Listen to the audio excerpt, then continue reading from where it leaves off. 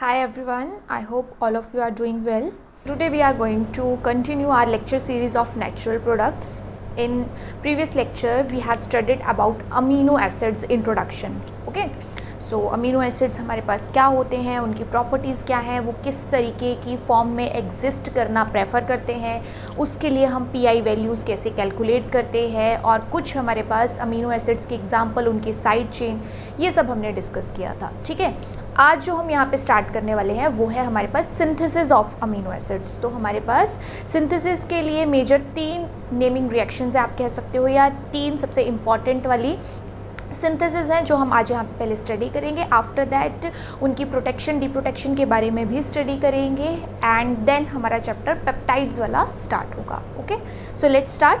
सबसे पहले जो सिंथेसिस ऑफ अमीनो एसिड में हम पढ़ने वाले हैं वो है Gabriel phthalimide synthesis. Gabriel phthalimide synthesis. इसमें आपको स्पेसिफिकली पता होना चाहिए कि हम क्या एज रिएक्टेंट यूज़ कर रहे हैं, रिएक्शन कंडीशंस क्या हैं, एंड देन प्रोडक्ट हम क्या यहाँ पे ऑब्टेन कर सकते हैं. ठीक है, तो जो गैब्रियल थैलामाइड सिंथेसिस है उसमें हमारे पास पोटाशियम थैलामाइड, मेजर जो हमारे पास ये रिएक्शन है वो कहाँ से स्टार्ट है कि पोटाशियम थैलामाइड को ट्रीट करना है हमने अल्फ़ा हेलो एस्टर के साथ. 2 चीज़ें सबसे इंपॉर्टेंट है, potassium phthalimide and alpha halo ester या फिर एसिड. ठीक है, अल्फ़ा हेलो एस्टर या फिर एसिड, जिसे फर्दर हम हाइड्रोलिसिस की प्रोसेस से प्रोसीड करेंगे, and then we will get are alpha amino acid, जो भी हमें अल्फ़ा अमीनो एसिड चाहिए वो. अब देखो यहाँ पे मैंने एस्टर भी लिखा, एसिड भी लिखा, तो इस बात का ध्यान रखना कि अगर हमने एस्टर लिया होगा तो एस्टर की हाइड्रोलिसिस मैंडेटरी स्टेप रहेगा, क्योंकि हमें अपने अमीनो एसिड में COH ग्रुप चाहिए होता है, ना कि एस्टर. तो अगर एस्टर लिया होगा तो हाइड्रोलिसिस ज़रूर करानी है. बट अगर स्टार्टिंग में ही आपने अल्फ़ा हेलो एसिड ले लिया होगा, फिर आप इस केस में हाइड्रोलिसिस वाले स्टेप को क्या कर सकते हो, स्किप कर सकते हो. ओके, तो ये हमारे पास एक सिंपल सी सिंथेसिस है, potassium phthalimide, alpha halo ester या फिर एसिड. एस्टर है तो हाइड्रोलिसिस भी होगी, एसिड है तो हाइड्रोलिसिस नहीं होगी. ठीक है, बट पोटाशियम थैलामाइड तक पहुंचने के लिए हो सकता है कि हमें कुछ और सबस्ट्रेट की या रिएजेंट्स की हेल्प पड़े, क्योंकि ऐसा तो नहीं है ना कि अब अगर क्वेश्चन आता है तो डायरेक्ट पोटाशियम थैलामाइड आपको दे देगा तब तो 1-2 स्टेप की रिएक्शन है हो जाएगी. बट इन केस अगर नहीं दिया है, फिर हम ये कैसे सिंथेसाइज कर सकते हैं ऑन जनरल बेसिस, वहाँ से हम रिएक्शन को स्टार्ट करेंगे. ठीक है, देखो जो पोटाशियम थैलामाइड की हमने बात करी थी वो सिंथेसाइज करने के लिए हम रिएक्शन को नैप्थलीन से स्टार्ट कर सकते हैं. नैप्थलीन को अगर हम किसी भी स्ट्रॉन्ग ऑक्सीडाइजिंग रिएजेंट के साथ यूज़ करते हैं, लाइक जैसे यहाँ पे V2O5 लिया है, जैसे KMnO4 भी हमारे पास काफ़ी स्ट्रॉन्ग ऑक्सीडाइजिंग रिएजेंट रहता है. अगर ऐसा कुछ हमने यूज़ किया है तो ये जो बेंजाइलिक पोजीशन है, इन बेंजाइलिक पोजीशन पे ऑक्सीडेशन देखने को मिल सकती है. तो हमारे पास इस केस में क्या होता है, जैसे KMnO4 वर्क करता है बिल्कुल वैसे ही यहाँ पे ये स्ट्रॉन्ग ऑक्सीडाइजिंग रिएजेंट भी काम करेगा. और जो हमारे पास ये बेंजाइलिक पोजीशन होगी, यहाँ पे कंप्लीट ऑक्सीडेशन देखने को मिलेगी. जब हमारे पास कंप्लीट ऑक्सीडेशन देखने को मिलेगी तो फर्दर क्या है कि इस सिस्टम में न्यूक्लियोफिलिक पार्ट भी है, इलेक्ट्रोफिलिक पार्ट भी है. तो एक पार्ट दूसरे पार्ट पे अटैक करेगा और यहाँ पे साइक्लाइजेशन का प्रोडक्ट मिलेगा. OH यहाँ से, H यहाँ से, यानी ओवरऑल H2O रिमूव होगा. जब आपके पास यहाँ पे H2O रिमूव होगा तो ये कुछ इस तरीके का सिस्टम बन जाएगा. आफ्टर दैट इस साइक्लिक सिस्टम को हम अमोनिया के साथ ट्रीट कराते हैं. जब हम अमोनिया के साथ ट्रीट कराएंगे तो ये दोनों कार्बोनिल में से किसी भी एक कार्बोनिल पे अटैक कर सकता है. जैसे ही यहाँ पे अटैक करेगा, इलेक्ट्रॉन जाएंगे ऑक्सीजन पे, ऑक्सीजन से इलेक्ट्रॉन वापस आएंगे और ये कार्बन ऑक्सीजन बॉन्ड टूट जाएगा, क्योंकि ये बाहर से स्पीशीज़ इलेक्ट्रॉन लेके आ रही है. अगर ये स्पीशीज़ बाहर से इलेक्ट्रॉन लेके आ रही है तो इसे अपना कोई ना कोई बॉन्ड ब्रेक करना पड़ेगा. कार्बन 5 बॉन्ड तो बनाएगा नहीं, दैट्स वाई ये बॉन्ड ऑक्सीजन की तरफ यहाँ पे ब्रेक हो गया, क्योंकि ऑक्सीजन इलेक्ट्रोनेगेटिव एटम है तो वो नेगेटिव चार्ज को अच्छे से न्यूट्रलाइज कर सकता है. ठीक है, तो अब हमारे पास यहाँ पे क्या होगा कि जब ये अटैक हुआ तो ये NH3 पॉजिटिव, क्योंकि नाइट्रोजन के 4 बॉन्ड अब बन रहे हैं यहाँ पे, तो नाइट्रोजन पे पॉजिटिव चार्ज और ये इलेक्ट्रॉन ऑक्सीजन की तरफ गए तो ऑक्सीजन पे नेगेटिव चार्ज। अब ये सिंपल एक वर्कअप की प्रोसेस होती है कि इसे अगर एक प्रोटॉन मिल जाए तो ये भी न्यूट्रल हो जाएगा, इसका एक प्रोटॉन चला जाए तो ये भी न्यूट्रल हो जाएगा, पॉजिटिव नेगेटिव चार्ज दोनों का न्यूट्रल हो जाएगा। तो अगर कहीं पे ऐसा देखने को मिलता है कि जिसे प्रोटॉन चाहिए वो एक्सेप्ट कर ले, जिसके पास एक्स्ट्रा है वो डोनेट कर दे, तो इसे वर्कअप की प्रोसेस हम कहते हैं, राइट। और अब हमारा सिस्टम न्यूट्रल भी हो गया। बट इसके बाद फिर एक साइक्लाइजेशन देखने को मिलती है कि नाइट्रोजन और ऑक्सीजन में जब कंपैरिजन आता है तो nitrogen can donate its electron in a better way. क्यों? क्योंकि नाइट्रोजन की इलेक्ट्रोनेगेटिविटी होती है कम। तो जैसे ही नाइट्रोजन अपने इलेक्ट्रॉन यहाँ डोनेट करेगा, ये अगेन इलेक्ट्रॉन ऑक्सीजन पे जाएंगे, फिर वो इलेक्ट्रॉन वापस भी आएंगे, और जैसे ही वापस आएंगे यहाँ से इसे OH रिमूव करना पड़ेगा।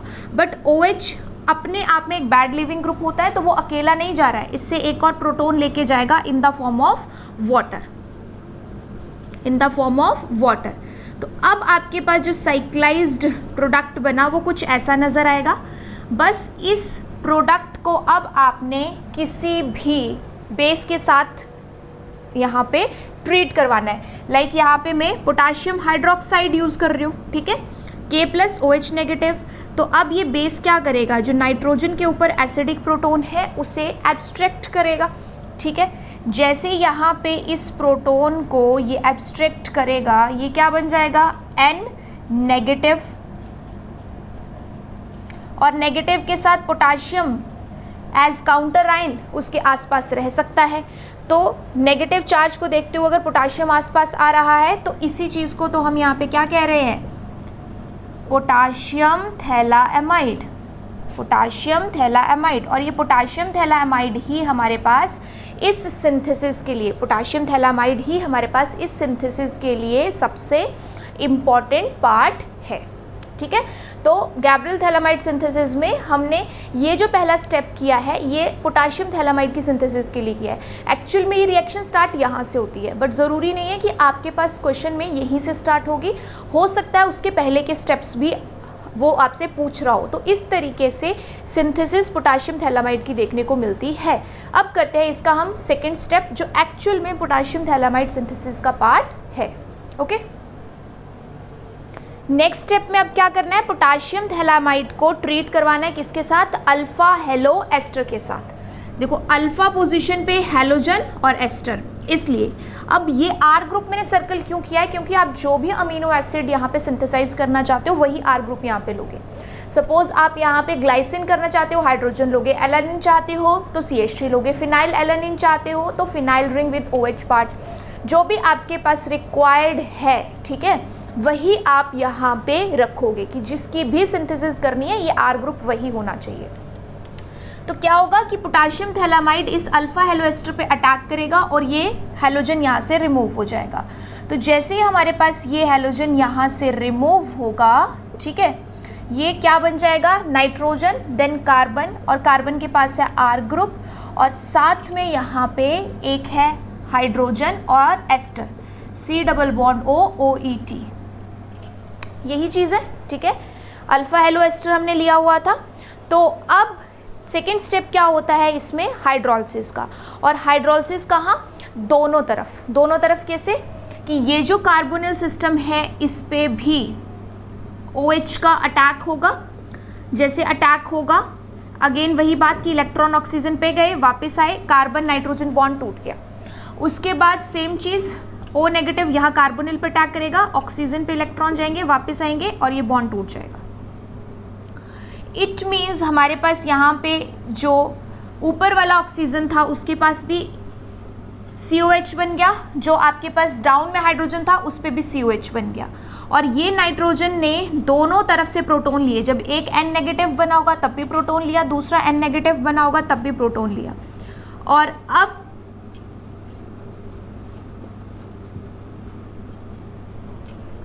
ऐसा कुछ सिस्टम हमें मिल गया है जिसमें अगेन एक और स्टेप फॉलो करना पड़ेगा, विच इज़ हाइड्रोलिसिस। हाइड्रोलिसिस किसकी जी, एस्टर की, ताकि ये किस में कन्वर्ट हो सके, एसिड में। And this is your final alpha amino acid. तो जो भी आपको यहाँ पे अमीनो एसिड चाहिए ये आर ग्रुप आपका वही रहेगा। दैट्स वाई मैंने अल्फ़ा हेलो एस्टर में ये क्लियर कर दिया था कि आर ग्रुप आपने वही लेना है। तो हमने यहाँ पे क्या किया, देखो एक बार, कि पहले स्टेप में तो हमने पोटाशियम थैलामाइड सिंथेसाइज कराया। ज़रूरी नहीं है कि ये पोटाशियम थैलामाइड आपके पास दिया ही हो, तो कैसे बनता है वो भी हमने देख लिया। आफ्टर दैट यहाँ से गैब्रियल थैलामाइड सिंथेसिस स्टार्ट हो रही है। अल्फ़ा हेलो एस्टर के साथ पोटाशियम थैलामाइड रिएक्ट करेगा, रिएक्ट करके हमें कुछ इस तरीके का प्रोडक्ट मिलेगा। After that we will proceed through hydrolysis. Hydrolysis की प्रोसेस, ताकि ये वाला फ्रेगमेंट अलग हो जाए, अमीनो एसिड वाला फ्रेगमेंट अलग हो जाए। दोनों ही जो कार्बोनिल सेंटर है वहाँ पे हाइड्रोलिसिस होगी, और हाइड्रोलिसिस से जो चीज़ हमें यहाँ पे ये मिल के आई है इसका नाम है थैलिक एसिड। ठीक है, थैलिक एसिड से ही अगर देखें तो हमने स्टार्ट वहाँ पे किया था, आफ्टर दैट थैलिक एसिड ही हमें वापस मिल गया, रिमूव हो गया। अगर तो देखो आपने यहाँ पे लिया होता अल्फ़ा हेलो एसिड, तो यहाँ पे एसिड पहले से ही होता, आपको फर्दर हाइड्रोलिसिस की ज़रूरत नहीं पड़ती। बट क्योंकि एस्टर लिया था इसलिए हमें अब हाइड्रोलिसिस की ज़रूरत है, ताकि एस्टर किस में कन्वर्ट हो सके, एसिड में। That's how you can get any alpha amino acid through this synthesis. Okay, next synthesis है हमारे पास स्ट्रैकर सिंथेसिस। स्ट्रैकर सिंथेसिस में क्या रिक्वायर्ड होता है, स्टार्टिंग में हम लेते हैं एल्डिहाइड। एल्डिहाइड को ट्रीट करवाते हैं कंसनट्रेटेड अमोनिया से। After that cyanide containing reagent, जहाँ से साइनाइड अटैक करने के लिए मिल सके, HCN, KCN, NaCN, इस तरीके से। इन दोनों के रिएक्शन से हमें मिलता है अमीनो नाइट्राइल। अब अमीनो नाइट्राइल की होती है स्ट्रॉन्ग एसिड के साथ हाइड्रोलिसिस, यानी एसिडिक हाइड्रोलिसिस। और जैसे हम एसिडिक हाइड्रोलिसिस करवाते हैं हमें मिल जाता है अल्फ़ा अमीनो एसिड। यहाँ पे भी सेम वही बात है कि जो भी अल्फ़ा अमीनो एसिड आपको चाहिए, आर ग्रुप आपने यहाँ पे वही लेना है स्टार्टिंग से ही। जो एल्डिहाइड है उसमें वो आर ग्रुप आपने वही लेना है। ओके, तो देखते हैं इसका मैकेनिज्म क्या कहता है कि जैसे अभी इन्होंने क्या कहा है, स्टार्ट करना है हमने एल्डिहाइड से। तो एल्डिहाइड आपने सपोज इस तरीके से कोई भी ले लिया, मेंशन नहीं कर रही हूँ मैं, ठीक है। आर ग्रुप आप ध्यान में रखिएगा कि वही लें जो अमीनो एसिड में रिक्वायर्ड है। अब आपके पास कंसंट्रेटेड अमोनिया चाहिए हमें, ऐसे दे दे, चाहे एरो के ऊपर NH4Cl इस फॉर्म में दे दे, कोई फ़र्क नहीं पड़ता, ठीक है। दोनों का मतलब एक ही है। NH4Cl का मतलब भी है कि NH3 + HCl, तो हमें अमोनिया मिल जाएगा। क्यों चाहिए हमें, ताकि ये अपने लोन पेयर के थ्रू यहाँ अटैक कर सके एल्डिहाइड में, क्योंकि इलेक्ट्रोफिलिक सेंटर होता है ना, तो O- कन्वर्ट हो जाएगा OH में, और NH3 का जो एक एक्स्ट्रा हाइड्रोजन था वो यहाँ ऑक्सीजन को दे दिया गया है। समझ रहे हो ना, NH3 से सिर्फ NH2 पार्ट यहाँ रहा, हाइड्रोजन कहाँ गया, जो O- बन रहा है उसके साथ, ताकि OH हो जाए। ये है आपके पास क्या, amino alcohol.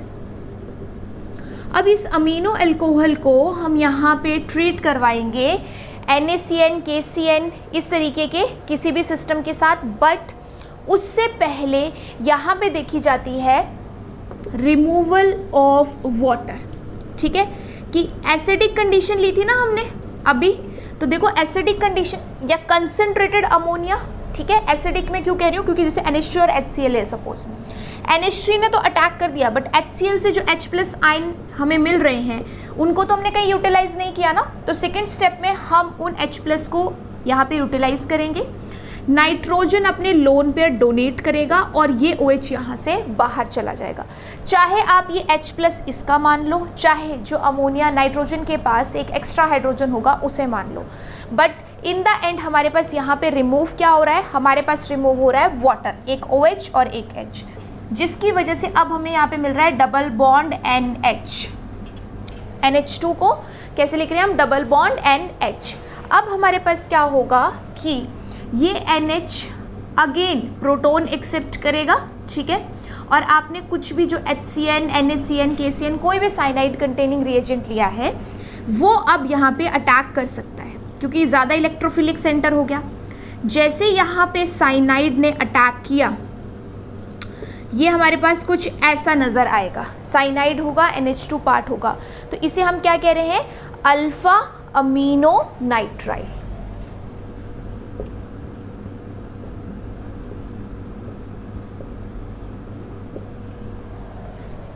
Alpha amino nitrile. Alpha amino nitrile को अब हमें यहाँ पे स्ट्रॉन्ग एसिडिक कंडीशंस में हाइड्रोलिसिस करवानी है। क्यों? क्योंकि एसिडिक हाइड्रोलिसिस जब करवाई जाती है तब हमारे पास साइनाइड ग्रुप कंप्लीट एसिड में कन्वर्ट हो जाता है। देखो यहाँ पे क्या है कि आर ग्रुप जो हमें चाहिए था अमीनो एसिड के लिए वो है, H है, NH2 है, सिर्फ एक पार्ट मिसिंग है। वो एक पार्ट कौन सा है? COH। तो वो हमें यहाँ पे कैसे मिल सकता है? अगर हम करवाएं साइनाइड की एसिडिक हाइड्रोलिसिस। दैट्स वाई यहाँ पे ये सेकेंड स्टेप फॉलो किया जाता है, and that's how you can get any alpha amino acid through Strecker synthesis. तो इन सिंथेसिस में सिर्फ रिएजेंट और सबस्ट्रेट और उनके स्टेप्स ये ध्यान में रखने होते हैं कि हमारे पास स्टार्ट कहाँ से हुआ, उसके बाद क्या चीज़ की हमें रिक्वायरमेंट थी कि हम अल्फा अमीनो एसिड तक पहुँच सकें। तो स्ट्रैकर सिंथेसिस कहता है कि एल्डिहाइड लो, कंसनट्रेटेड अमोनिया के साथ ट्रीट करो, then removal of water, then cyanide का अटैक, और जब अल्फा अमीनो नाइट्राइल आपको एक बार मिल गया then acidic hydrolysis. This is Strecker synthesis. Okay, next हमारे पास सिंथेसिस है malonic ester synthesis, alpha amino acids को सिंथेसाइज करने के लिए, जिसमें आपको स्टार्टिंग में कोई भी एक्टिव मिथिलिन कंटेनिंग ग्रुप चाहिए होता है। ये रिएक्शन स्टार्ट करने के लिए आपको एक्टिव मिथिलिन का मतलब है कि यहाँ पे जो दो हाइड्रोजन है they should be more acidic in nature, ठीक है। और वो एसिडिक कैसे होते हैं? एक्टिव क्यों कहा जाता है? क्योंकि उनके दोनों तरफ एडजेसेंट पोजीशन पे इलेक्ट्रॉन विड्रॉइंग ग्रुप्स प्रेजेंट होते हैं। दैट्स वाई ये जो CH2 पार्ट है इसे एक्टिव मिथिलिन कहा जाता है। अब ये जो एक्टिव मिथिलिन है यहाँ से हमें क्या करवाना है? प्रोटॉन एब्स्ट्रैक्ट कराना है किसी भी बेस की हेल्प से। तो जैसे मैंने यहाँ पे डाइथाइल मेलोनेट लिया है, इसे जब मैं बेस के साथ ट्रीट कराऊंगी तो ये जो मेरे पास दो हाइड्रोजन है इनमें से एक हाइड्रोजन क्या हो जाएगा? एब्स्ट्रैक्ट हो जाएगा, जिससे कार्बन पे आ जाएगा नेगेटिव चार्ज। क्यों हम ऐसा करवा रहे हैं?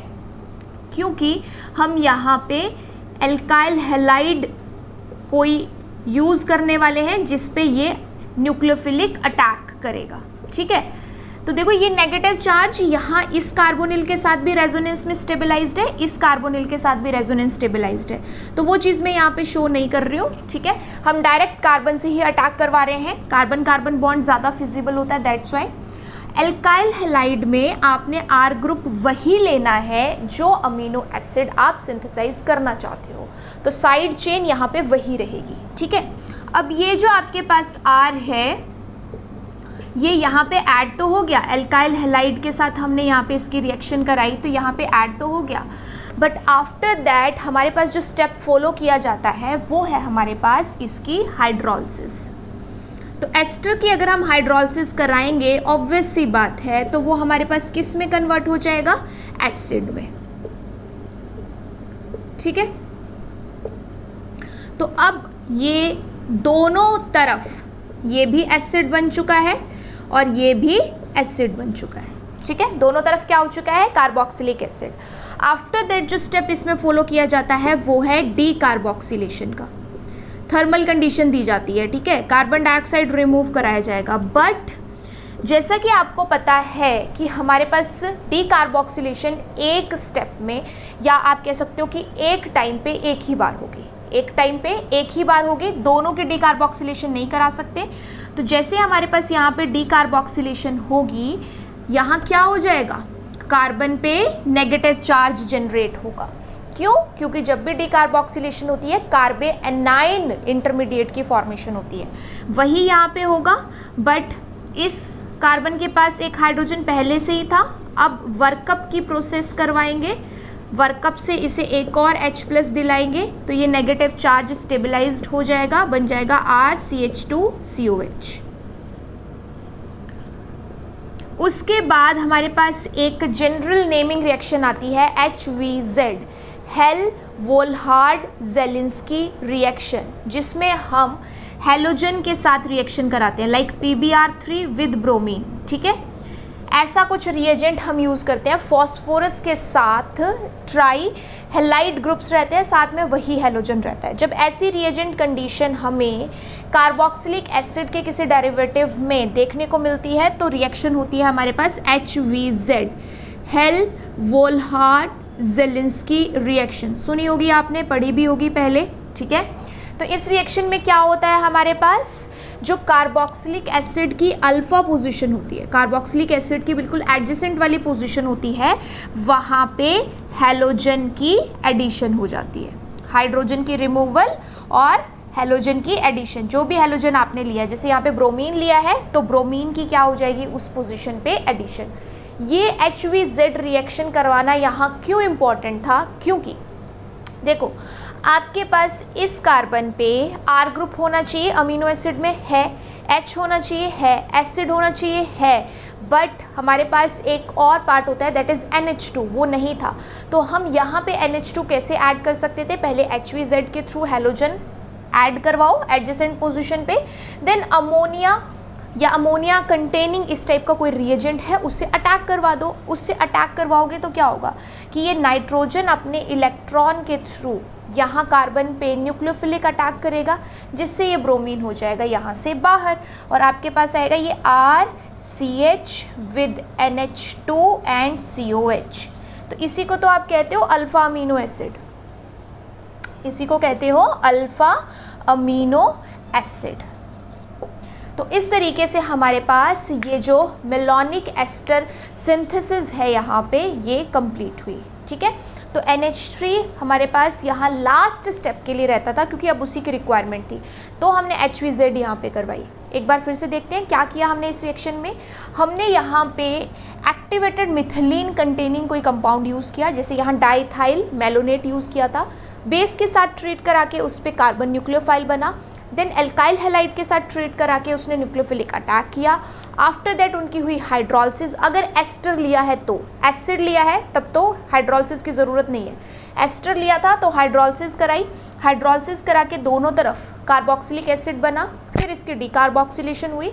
एक बारी में एक ही कार्बन डाइऑक्साइड का मॉलिक्यूल रिमूव होता है एक स्टेप में, बट उससे कार्बन आयन ज़रूर जनरेट होता है उस कार्बन पे जहाँ से CO2 रिमूव हो रहा है।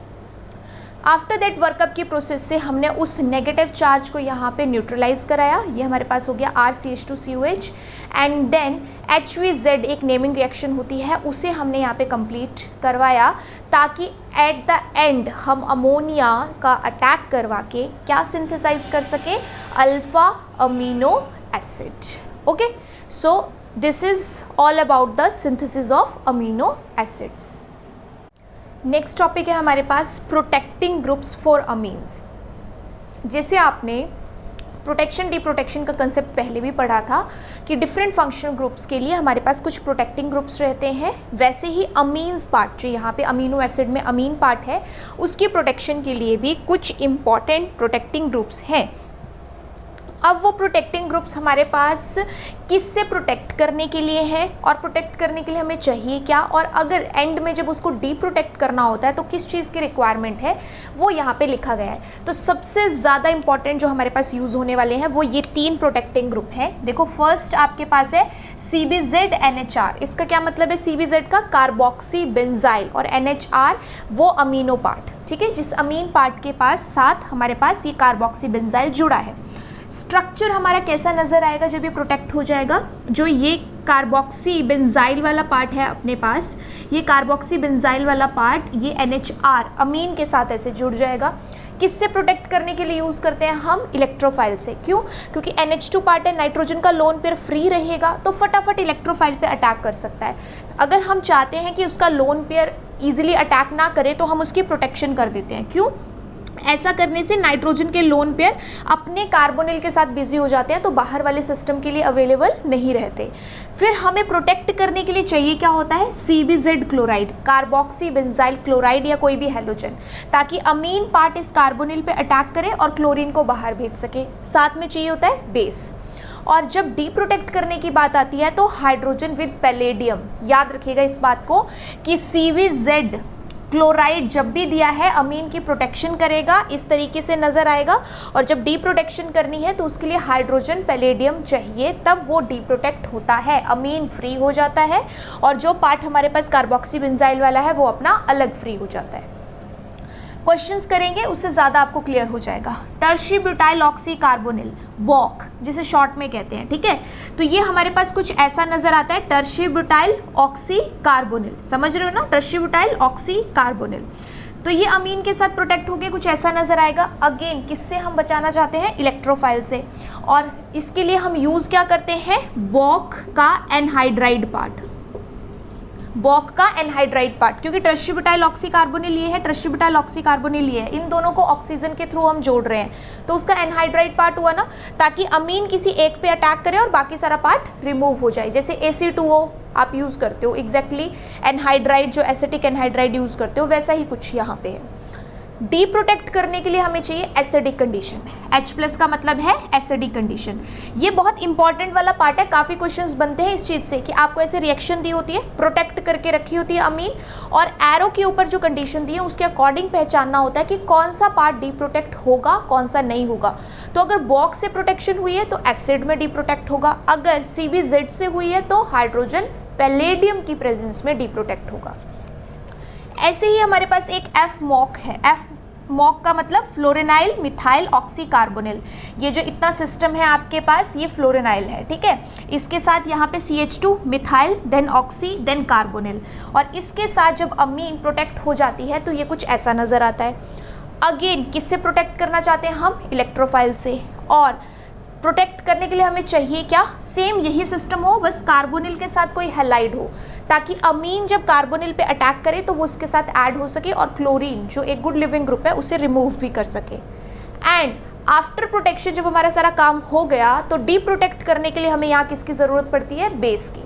तो ध्यान रखिएगा, CBZ H2PD, बॉक तो एसिड, और जब FMOC तो बेस यूज़ किया जाता है फॉर डी प्रोटेक्शन। ये आपके पास क्वेश्चंस में काम आएगा, so note it carefully. Next part है रिएक्शंस ऑफ अमीनो एसिड्स, कि हमारे पास NH2 ग्रुप की वजह से क्या क्या रिएक्शंस देखने को मिलती हैं, COH पार्ट की वजह से क्या क्या रिएक्शंस देखने को मिलती हैं, वो सब हम यहाँ पे कवर करेंगे, ठीक है। सो फर्स्ट हम कर रहे हैं reactions due to NH2 group. जैसे आपके पास एक ये सिंपल रिएक्शन है, इसमें क्या होगा कि हमें पता है कि नाइट्रोजन अपना लोन पेयर इजीली डोनेट कर सकता है, तो ये एसिटिक एनहाइड्राइड के किसी भी एक कार्बोनिल पे अटैक करेगा। जैसे ही अटैक करेगा ये CO बॉन्ड क्लीव हो जाएगा और हमारे पास यहाँ पे आ जाएगा NH और साथ में C double bond O CH3, इतना पार्ट ऐड हो जाएगा। एंड आफ्टर दैट यहाँ पे है R और यहाँ पे क्या है, COH। तो इसे आप एक तरीके से प्रोटेक्शन ऑफ अमीन ग्रुप भी कह सकते हो। क्या कह सकते हो, प्रोटेक्शन ऑफ अमीन ग्रुप, जिसमें अगर इसे शॉर्ट में लिखना हो तो AC भी लिखा जा सकता है, यानी ये आपको ऐसा भी नज़र आ सकता है, NHAC, then this R and this COH group, ठीक है। तो ये एक आपके पास सिंपल सी रिएक्शन है एसिटिक एनहाइड्राइड के साथ, जिसमें यहाँ पे अमीन पार्ट की क्या हो रही है हमारे पास, प्रोटेक्शन। नेक्स्ट रिएक्शन की बात करेंगे। अभी जो हमने CBZ वाला एग्जांपल लिया था ना कि उसके साथ प्रोटेक्शन होती है तब क्या, डी प्रोटेक्शन होती है तब क्या, वही हम एग्जांपल एक यहाँ करने वाले हैं। देखो जैसे हमारे पास यहाँ पे CBZ क्लोराइड दिया है, CBZ means carboxy benzyl halide या क्लोराइड जो भी है, ठीक है। तो इतना CH2PH पार्ट बेंजाइल, इतना पार्ट कार्बोक्सी, इतना आपके पास क्लोराइड, तो वो उसके साथ प्रोटेक्शन कैसे होती है कि कोई भी आपको जब अमीनो एसिड दिया है या कोई भी अमीन पार्ट यहाँ प्रेजेंट है तो इस कार्बोनिल पे अटैक होगा और क्लोरीन यहाँ से रिमूव हो जाएगा, बिकॉज हैलाइड्स जो होते हैं they are good leaving group, ठीक है, एक्सेप्ट फ्लोरीन। तो यहाँ पे क्या होगा, अब आपके पास ये NH part and then R and COH, यहाँ का एक H और यहाँ का क्लोरीन एज HCl की फॉर्म में रिमूव हो जाएगा। अब ये हमारे पास अमीन पार्ट जो है प्रोटेक्ट हो चुका है, प्रोटेक्शन वाला पार्ट हमने पहले स्टेप में कर लिया। अब हम कोई रिएक्शन करवाना चाहते थे, सपोज हम COH के साथ ही कराना चाहते हैं, कहीं और रिएक्शन कराना चाहते थे, वो रिएक्शन हम करवा लेंगे। आफ्टर दैट हम इसकी डी प्रोटेक्शन भी करवाएंगे। तो डी प्रोटेक्शन के लिए हम यहाँ पे क्या यूज़ करते हैं, आपको अभी बताया था H2 विद पैलेडियम, तो चारकोल बेस साथ में रहता है, ठीक है, जनरली हमारे पास कार्बन बेस रहता है, तो H2 पैलेडियम की ज़रूरत पड़ती है। क्यों, क्योंकि ये क्या काम करता है, ये हमारे पास जो बेंजाइलिक कार्बन है, ये जो बेंजाइलिक कार्बन है, इस कार्बन के और इस ऑक्सीजन के बीच के बॉन्ड को क्लीव करता है। कैसे, हाइड्रोजन में हमारे पास ये H भी अपने इलेक्ट्रॉन यहाँ देगा, ये H यहाँ पे, तो इट मीन्स हमारे पास क्या होता है कि इस बेंजाइलिक और ऑक्सीजन वाले कार्बन की, बेंजाइलिक और ऑक्सीजन वाले बॉन्ड की क्लीवेज होती है, जिससे अगर इस CH2 को एक हाइड्रोजन मिल जाएगा तो ये बन जाएगा CH3। इट मीन्स टॉलुइन एक गुड लिविंग ग्रुप है, रिमूव हो सकता है, और दूसरी तरफ क्या बन जाएगा OH, C double bond O, then NH and R and then COH। अब इस तरीके से हमारे पास एक स्टेप तो ठीक हो गया, बट क्या कंप्लीट डिप्रोटेक्शन हुई? कंप्लीट डिप्रोटेक्शन का मतलब है कि जो अमीन पार्ट आपने स्टार्टिंग में लिया था, क्या वो कंप्लीटली फ्री हो चुका है? नो, अभी भी फ्री नहीं हुआ है, बिकॉज ये जो आपके पास फॉर्म बन के आई है इट इज़ अनस्टेबल। ये फॉर्म अनस्टेबल होती है। अनस्टेबल होने की वजह से यहाँ हमें एक और चीज़ मैंडेटरी बेसिस पे देखने को मिलती है, and that is decarboxylation.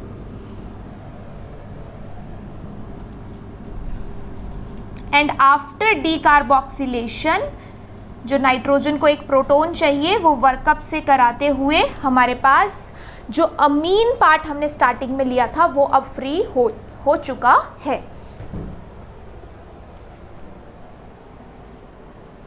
Second जो हमारे पास प्रोटेक्शन की बात करी थी हमने, वो बॉक के साथ करी थी। तो इसमें बॉक का एनहाइड्राइड हम यूज़ करते हैं, ठीक है। हम क्या यूज़ करते हैं इसमें? बॉक का anhydride, tert butyl oxy carbonyl, tert butyl oxy carbonyl, ठीक है।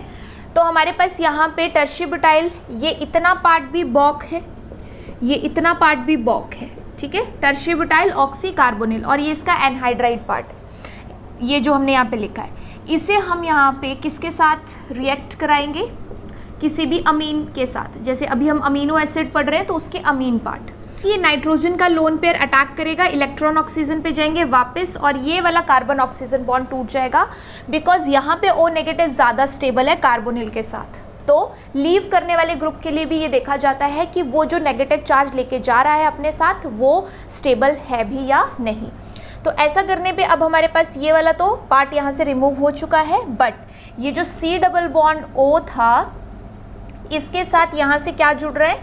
NH, एंड देन नाइट्रोजन हमारे पास ऐसे कार्बन के साथ है जिसके पास R है एंड COH ग्रुप, ठीक है। बट इसके बाद ये तो प्रोटेक्शन वाली बात हुई, फर्स्ट स्टेप क्या हुआ? प्रोटेक्शन का। आफ्टर दैट हमें जो रिएक्शन करवानी थी बाकी किसी सेंटर पे वो हमने करा ली, फिर बात आई डीप्रोटेक्शन की। तो बॉक की जब डीप्रोटेक्शन करनी है तो उसके लिए हमें चाहिए एसिडिक कंडीशन, ये कहा था। तो एसिडिक कंडीशन में क्या होगा कि ऑक्सीजन अपने लोन पेयर देगा, ये नेगेटिव चार्ज बनेगा और नेगेटिव चार्ज H+ को एक्सेप्ट कर लेगा।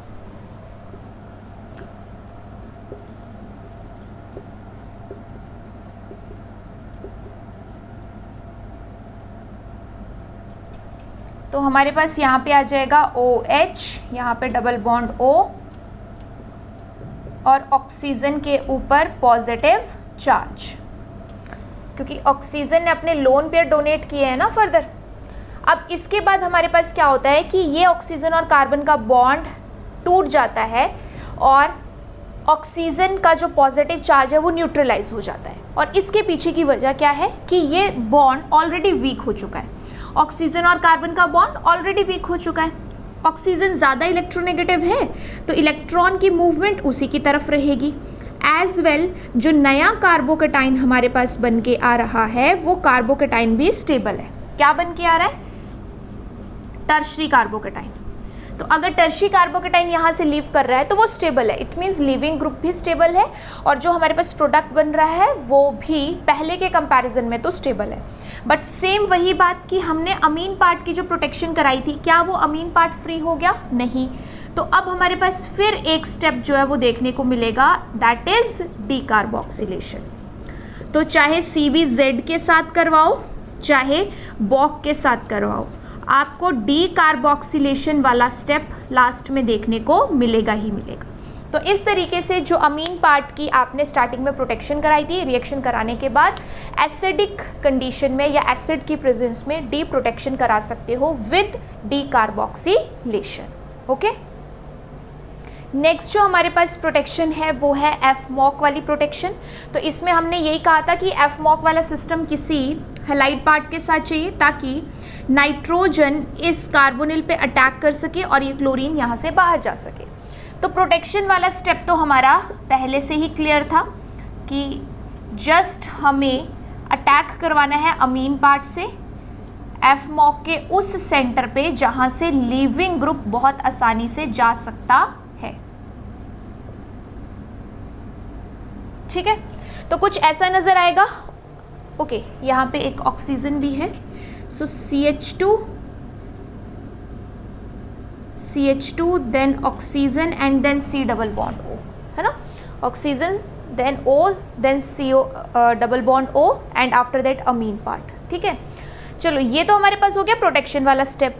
ठीक है, तो इतने सारे यहाँ पे ये जो मेरे पास यहाँ पे प्रेजेंट है इस सारे पार्ट को मैं एफ-मॉक भी शॉर्ट में अगर चाहूँ तो लिख सकती हूँ। ठीक है, तो ये जितना भी पार्ट अमीन के साथ जुड़ा है इसे अगर मैं शॉर्ट में लिखना चाहूँ तो Fmoc and then NH and then R and then COH ऐसे भी लिख सकती हूँ। ठीक है, अब बात आएगी डी प्रोटेक्शन की। डी प्रोटेक्शन के लिए आपको क्या बताया गया था कि बेस की कंडीशन चाहिए। अच्छा, मैकेनिज्म के बारे में ध्यान रखना, एक बार क्वेश्चन इसी चीज़ से आ गया था कि हमारे पास ये जो रिएक्शन हो रही है, ये जो डी प्रोटेक्शन हो रही है, इसमें कौन सा मैकेनिज्म फॉलो किया जा रहा है। तो हमारे पास यहाँ पे उसका आंसर था E1CV मैकेनिज्म। E1CV मैकेनिज्म क्यों? क्योंकि बेस इस प्रोटोन को एब्स्ट्रैक्ट कर रहा है। इस प्रोटोन को क्यों एब्स्ट्रैक्ट कर रहा है? क्योंकि यहाँ पे अगर नेगेटिव चार्ज बनता है तो ये 5 मेंबर्ड रिंग भी एरोमेटिक हो जाएगी। दैट्स वाई इस प्रोटोन की एसिडिटी सबसे ज़्यादा, जिस प्रोटोन को रिमूव करके एसिडिक स्ट्रेंथ आ रही एरोमेटिक कैरेक्टर आ रहा हो उसकी एसिडिक स्ट्रेंथ काफ़ी ज़्यादा होती है। दैट्स वाई इस प्रोटोन को रिमूव किया। एज वेल किसी भी प्रोटोन को रिमूव करने के बाद अगर वो रेजोनेंस स्टेबलाइज्ड है या कॉन्जुगेशन में स्टेबलाइजेशन शो कर रहा है, किसी भी तरीके से अगर बढ़िया स्टेबलाइजेशन शो कर रहा है तो उस मैकेनिज्म को हम E1CV मैकेनिज्म कहते हैं, कॉन्जुगेट बेस। ठीक है, तो प्रोटोन के रिमूवल के बाद बनने वाला नेगेटिव चार्ज अगर रेजोनेंस स्टेबलाइज्ड है तो वहाँ पे E1CV मैकेनिज्म फॉलो किया जाता है।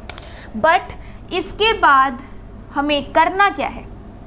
इसके बाद ये जो एफ-मॉक वाला सिस्टम है, ठीक है, इसे यहाँ पे कंप्लीट ड्रॉ कर देते हैं। तो इस पे आ जाएगा ये नेगेटिव चार्ज। नेगेटिव चार्ज के बाद CH2O then C double bond O and then NH, this is R and COH। तो इसके बाद फर्दर स्टेप्स क्या होते हैं कि ये नेगेटिव चार्ज यहाँ मूव करेगा जिसकी वजह से ये कार्बन ऑक्सीजन बॉन्ड टूटता है जो फर्दर डीकार्बोक्सिलेशन में पार्टिसिपेट करता है, और डीकार्बोक्सिलेशन जब होती है तो फर्दर कार्बन नाइट्रोजन बॉन्ड भी टूटता है। यानी इसी स्टेप में हमें तीनों प्रोडक्ट्स मिल जाएंगे जिसमें एक हमारा डी प्रोटेक्शन वाला होगा, बाकी हमारे पास साइड प्रोडक्ट। तो यहाँ बन जाएगा डबल बॉन्ड CH2, साथ में रिमूव हो जाएगा CO2 इतने पार्ट से, और साथ में जो हमने यहाँ पे डी प्रोटेक्ट करना था वो अमीन पार्ट भी अब फ्री हो चुका है। इट मीन्स हम बिल्कुल सही बता रहे थे कि अगर एफ-मॉक के साथ हमने किसी अमीन को प्रोटेक्ट किया है तो उसकी डी प्रोटेक्शन के लिए हमें सिर्फ किसकी ज़रूरत है? बेस की। और कौन सा मैकेनिज्म वो फॉलो करेगा? E1CV मैकेनिज्म, जिसमें हमारे पास एक ही स्टेप में ये एफ-मॉक वाला सिस्टम भी अपना अलग हो जाएगा। देन उसमें जो कार्बोक्सी वाला पार्ट था वो in the form of carbon dioxide remove हो जाएगा, और जो हमारे पास अमीन पार्ट था वो भी फ्री हो जाएगा। सो इन सारी रिएक्शंस में आपको क्या समझ आ रहा है? इन सारी रिएक्शंस में हमें यही चेक करना है कि किन कंडीशंस में प्रोटेक्ट हो रहा है और किन कंडीशंस में डी प्रोटेक्ट हो रहा है। ठीक है, प्रोटेक्शन डी प्रोटेक्शन में यही बात ध्यान में रखने वाली है।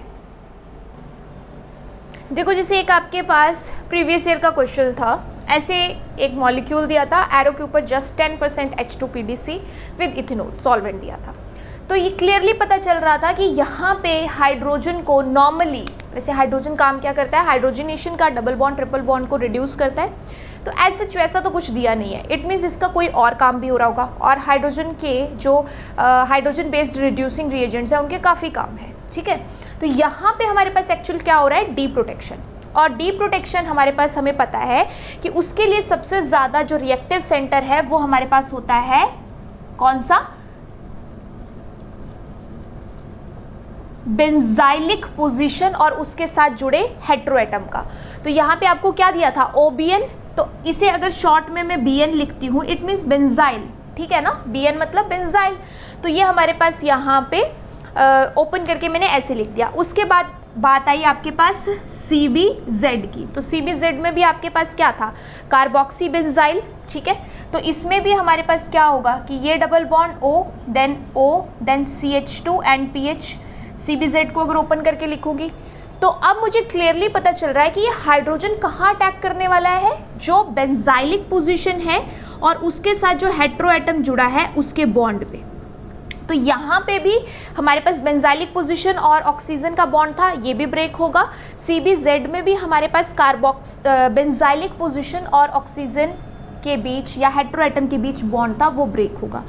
तो इस तरीके से हमारे पास फाइनली क्या क्या हमें मिल जाएगा, जो ऊपर वाला पार्ट है इसमें हमारे पास बनेगा यहाँ पे OH, इतने पार्ट से टॉल्वीन अलग रिमूव हो जाएगा, जैसे आपको पहले बताया था ये OH है। एंड आफ्टर दैट यहाँ पे ये आ गया NH and then C double bond OH। But आपको पता है कि अमीन के साथ जब ये जुड़ा रहता है तो एक स्टेप और करवाता है, and that step is decarboxylation. तो यहाँ से डीकार्बोक्सिलेशन होगी मैंडेटरी, वो ध्यान में रखना है आपने। अमीन के साथ जब होता है तो डीकार्बोक्सिलेशन ज़रूर होगी, क्योंकि इसकी एक वजह और भी है, और वो एक वजह यहाँ पे क्या है कि जब यहाँ से कार्बन डाइऑक्साइड जाएगी तो नाइट्रोजन पे बनेगा नेगेटिव चार्ज, और वो नेगेटिव चार्ज काफ़ी ज़्यादा स्टेबल हो सकता है बिकॉज इलेक्ट्रोनेगेटिव एटम के ऊपर प्रेजेंट है। तो इलेक्ट्रोनेगेटिव एटम के ऊपर अगर रहता है तो वो नेगेटिव चार्ज स्टेबल होता है, ठीक है।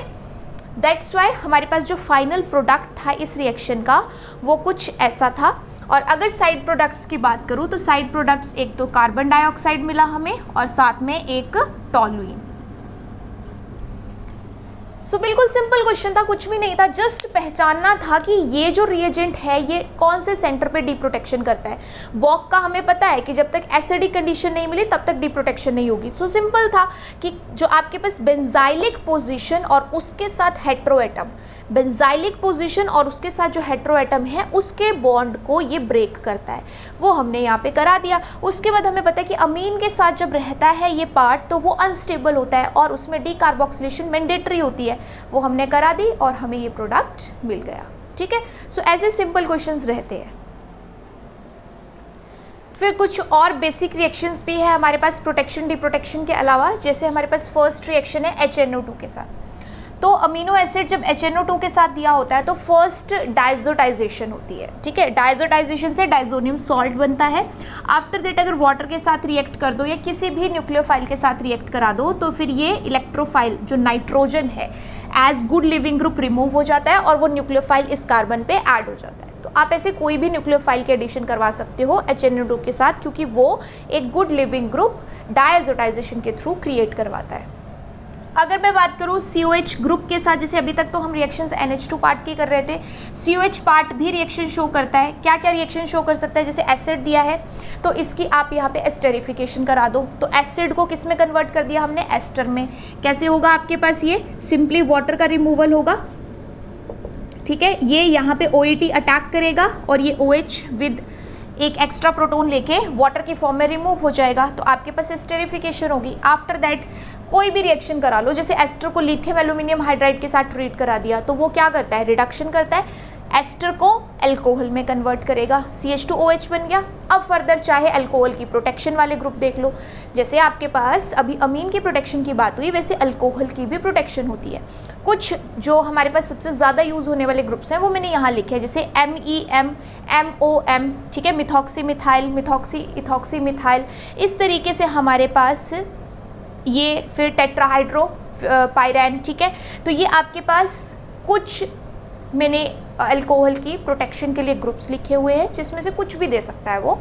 तो अगर आपके पास टेट्राहाइड्रोफ्यूरैन है तो OTHP लिखा जाएगा, अगर MEM होता तो OMEM लिखा जाता, अगर MOM होता तो ऑक्सीजन के आगे MOM लिखा जाता। सिंपल सी बात है कि अटैक करता है अल्कोहल और हैलाइड को बाहर भेजता है। तो इस तरीके से जो एसिड वाला आपके पास ग्रुप है अमीनो एसिड में, COH वाला पार्ट है, वो भी रिएक्शंस में फर्दर प्रोसीड कर सकता है। ठीक है, फिर एक आपके पास अलग मिसलेनियस रिएक्शन है बेरियम हाइड्रोक्साइड के साथ। अगर किसी अमीनो एसिड को बेरियम हाइड्रोक्साइड के साथ ट्रीट कराते हैं और बॉयल वाली कंडीशंस देते हैं तो उसमें डीकार्बोक्सिलेशन देखने को मिलता है, और डीकार्बोक्सिलेशन के साथ जो इस कार्बन पे नेगेटिव चार्ज आता है उसे हम हाइड्रोजन के साथ करते हैं न्यूट्रलाइज। तो ये भी कुछ रिएक्शंस हमारे पास रहती है। ठीक है, ये तो अभी कुछ है, बाकी और भी रिएक्शंस हैं। Some other basic reactions of amino acids are like this. Reaction with both NH2 and COH group. अभी तक हमने देखा कि NH2 की अलग से रिएक्शंस क्या है, COH की अलग से रिएक्शंस क्या है। अभी हम बात कर रहे हैं कि कुछ रिएक्शंस हमारे पास ऐसी भी हैं जो NH2 और COH दोनों ही पार्ट जिसमें इन्वॉल्व होते हैं। लाइक जैसे हमारे पास ये 2 अमीनो एसिड हमने लिए तो यहाँ से वाटर गया, देन NH2 ने इसके कार्बोनिल पे अटैक किया तो यहाँ से वाटर गया। तो आपको कुछ इस तरीके का कॉम्प्लेक्स यहाँ देखने को मिल सकता है, NH and then C double bond O, यहाँ पे भी NH और C डबल बॉन्ड O, यहाँ पे भी रहेगा एक R और यहाँ पे भी रहेगा एक R। जो 2 अमीनो एसिड्स आपस में यहाँ पे कंबाइन हो रहे हैं उनके R ग्रुप्स हमें देखने को मिलेंगे। तो ये हमारे पास है 2,5 डाइकीटो पिप्राजीन, पिप्राजीन 2,5 डाइकीटोपिप्राजीन। यानी जब कोई 2 अमीनो एसिड्स हमारे पास थर्मल कंडीशन में, जब कोई 2 अमीनो एसिड्स हमारे पास थर्मल कंडीशन में रिएक्ट करते हैं तो डिहाइड्रेशन वाली प्रोसेस देखने को मिलती है, जिससे दोनों के कॉम्बिनेशन से 2,5 डाइकीटोपिप्राजीन हमें मिलती है। तो ऐसी भी रिएक्शंस अमीनो एसिड की देखने को मिलती है। ठीक है, आफ्टर दैट एक रिएक्शन देखी गई कि कॉपर ऑक्साइड के साथ जब ग्लाइसिन, स्पेसिफिकली अमीनो एसिड कौन सा, ग्लाइसिन, कॉपर ऑक्साइड के साथ जब ग्लाइसिन के एक्वस सॉल्यूशन को हीट किया गया तो हमें कुछ ऐसा कॉम्प्लेक्स देखने को मिला। तो ये हमारे पास कॉम्प्लेक्स कैसी ज्योमेट्री रखता है, स्क्वायर प्लेनर। ठीक है, स्क्वायर प्लेनर कॉम्प्लेक्स है और कलर इसका कैसा होता है, ब्लू। और हम इसे कहते क्या हैं, हम इसे कहते हैं कॉपर सॉल्ट ऑफ ग्लाइसिन।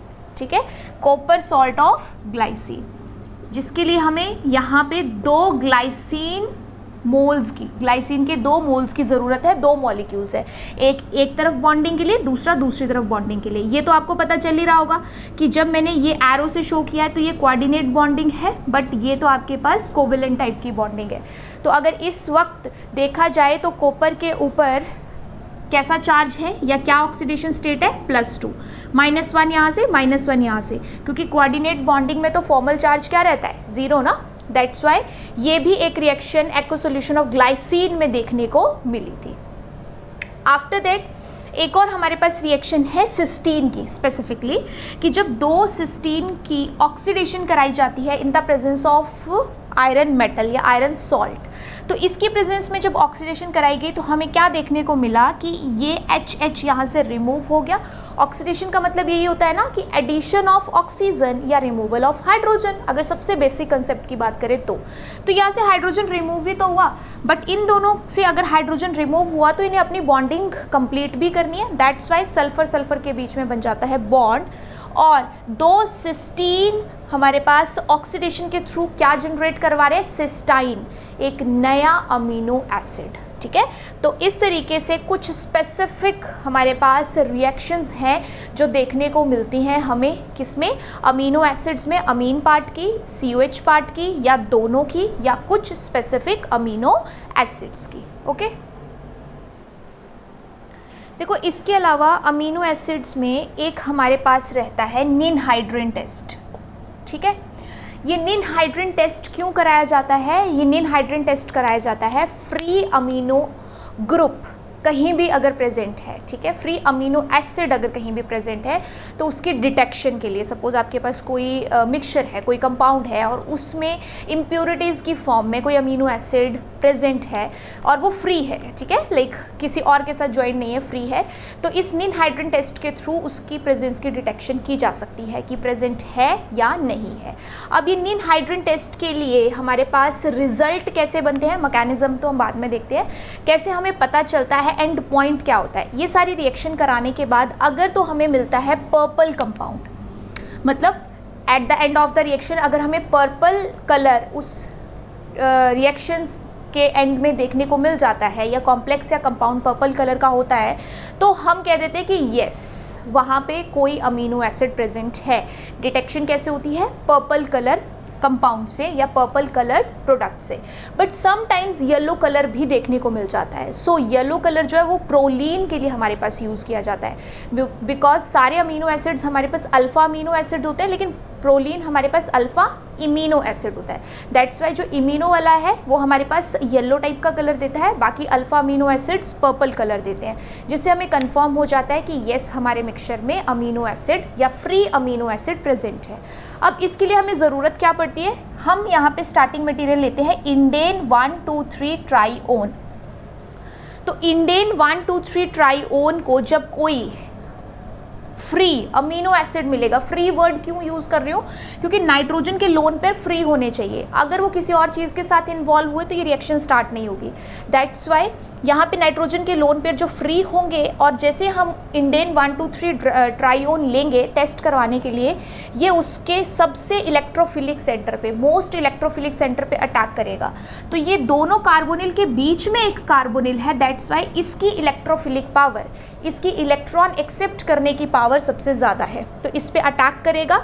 और जैसे एक कॉमन रिएक्शन आती है कि carbon double bond O will convert into carbon double bond N with the removal of water, बस वही रिएक्शन हमें यहाँ पे देखने को मिलती है, शॉर्ट में हम करते हैं। तो जब भी carbon double bond O nitrogen containing reagent के साथ होता है, हम direct carbon double bond N बना देते हैं और वाटर रिमूव कर देते हैं, H2 यहाँ से, ऑक्सीजन यहाँ से। उसके बाद क्योंकि मैंने यहाँ पे इसे सॉल्ट फॉर्म में आप कह सकते हो या आयनिक फॉर्म में लिया है, एसिड को COH नहीं लिखा है, तो अब हमारे पास यहाँ पे क्या होगा कि डीकार्बोक्सिलेशन वाला सेकंड स्टेप रहेगा। डीकार्बोक्सिलेशन के थ्रू नॉर्मली नेगेटिव चार्ज इस कार्बन पे रुकना चाहिए था, बट वो नहीं रुका, वो फर्दर जा रहा है। क्यों?